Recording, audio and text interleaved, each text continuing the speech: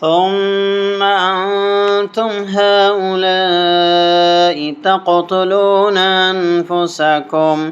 وتخرجون فريقا منكم من ديارهم تظاهرون عليهم بالإثم والعدوان وإن يأتوكم أسارى تفادوهم وهو محرم عليكم إخراجهم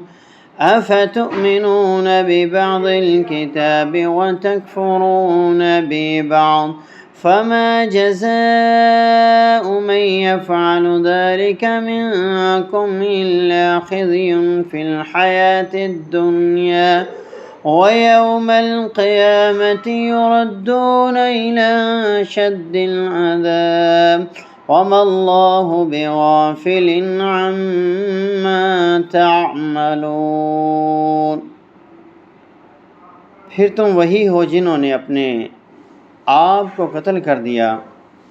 और निकाल दिया तुम लोगों ने एक ग्रोह को जो तुम्हीं में से था उनके घरों से, और तुम चढ़ाई करते हो उन पर गुनाह के साथ और ज़्यादती के साथ, और अगर वो तुम्हारे पास कैदी बनाकर लाए जाते हैं तो तुम उनका फ़िदिया लेते हो, हालांकि तुम्हारे ऊपर उनका निकालना ही हराम किया गया था। क्या बस तुम अल्लाह की किताब के बाज़ हिस्से पर ईमान रखते हो और बाज़ का इनकार करते हो? क्या जज़ा है उस बंदे की जिसने ये काम किया तुम में से?